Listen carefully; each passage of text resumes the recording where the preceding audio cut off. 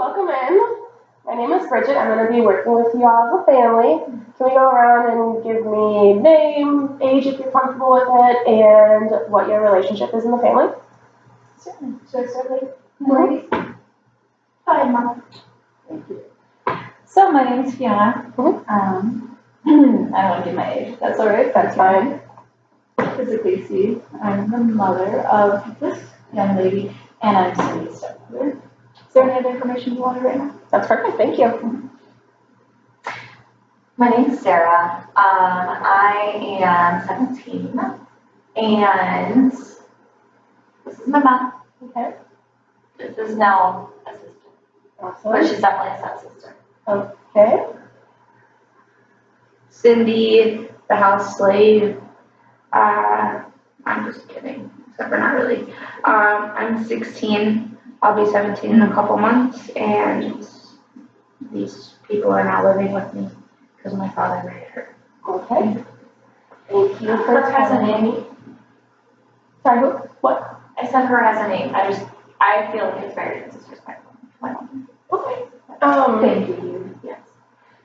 Thank you for pointing that out. It's definitely good to make sure we're aware of everybody's feelings within the group.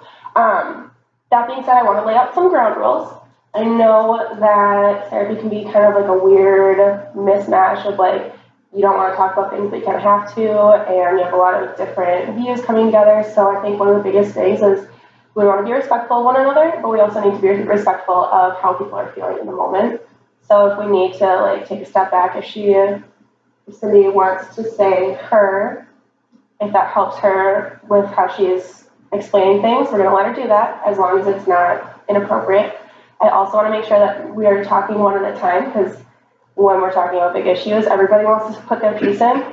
Get that, respect that, but we want to make sure only one person is talking at a time so that I, as a single person, get all of the information from all of you. Is that fair? Anybody want to add anything else to the rules? All right. So I also want to start by asking what's going on, why y'all are coming to see me. Cindy, you went last time. You want to go first this time? Thank you.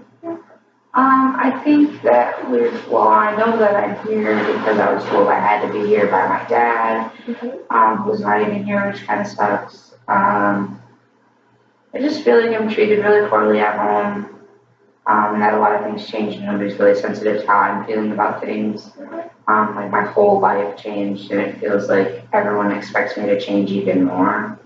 And that's just, like, I'm almost 17 and I haven't really had to do much at my house. Not saying that I'm lazy or anything, but they want me to, or my stepmom or any Fiona, whatever, she wants me to clean, she wants me to do all these things that I never had to do before that we've always just had people do for us, which yeah, sounds really entitled, but that's how I grew up, okay? And so now they move in, and now I have to change everything about how I live, and that's not fair to me. Right.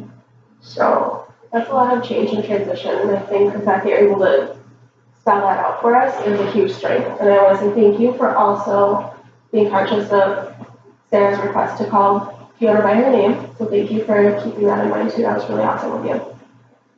Sarah, you're up next. I don't know. It's kind of difficult just because, a lot of changes have happened. We moved out of our house, we moved into a new house. And I feel like in the sense of chores, things like that, nothing's really changed. If you would agree with that, Mom, I just feel like we're expected to still treat the house the same way. We're thankful to have the house. We're thankful to be where we are. Though it is changing, but we're still taking care of it like we should and doing what we should be doing. And it's just very difficult when we're expected to clean up our own mess, do our own laundry, things like that. That all of a sudden we have to take on another person's roles. We're also doing Cindy's laundry. We're making food for her. We're doing her dishes.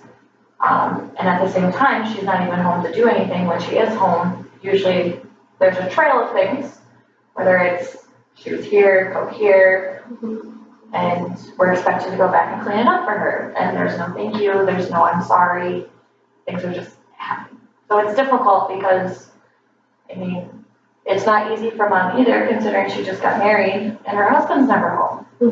So my sister and I try to help as best as we can, so it's just very difficult. There's no payback for what we're doing. Sounds like through this transition, it's been really helpful for you to have that consistency in how you guys function within the house. And I can understand how it's stressful incorporating more people into that. So I hear what you're saying. That's definitely something that we'll be able to talk about later. Thank you. Fiona? Oh, okay. Well, blended families are never easy. I'm sure the therapists, you see a lot of this. I've raised my daughters to be responsible and to clean up after themselves and to help around the house because we all live in it. I think it's important for a person, everybody, to be have responsibilities. I think it's a really good way to raise children. And I don't want to criticize my new husband for the way he has raised Cindy, and maybe it was because there wasn't a mother around to help, to show her these things are important. And true, they used to have staff that helped them, but it just seemed ridiculous to me that we needed staff to pick up for us and cook and clean for us because there's a big family here and we all can pitch in. And that's my thinking. We all should pitch in. And I understand Cindy's feeling. So, yeah, like you said, the changes she's been through, we all have. But I can feel for Cindy in that regard, but I just want her to pitch in help. Yeah. I definitely hear you when you say, like, there's a lot of people living in the house, and so a lot of people should be pitching in. I just want to point out that while that's true now, when it was just Cindy and her father, there weren't as many helping hands. So even though I totally understand, I think it is definitely important life skills, important in learning how to be appreciative of others who are helping you. It's also important to remember how things were beforehand. There weren't as many people there to help each other out. So keeping that in mind if that is something that seems really important to you. That's very true, and I never saw that, that household. So Yeah. I can imagine, but I really can't put myself in that place. Yeah, absolutely. So it sounds like a big piece of what we all need to work on is maybe, and feel free to stop me if I'm wrong or correct me if I'm wrong, but a piece of it is communicating. I think a lot of this, from what I'm hearing, boils down to communicating expectations, communicating how people are feeling about the expectations or how people are interpreting the expectations. And then also I think maybe discipline and how to enforce certain expectations is important, because it sounds like from the referral that I read, maybe that's a piece that's been a little shaky. So how do those two things sound as goals?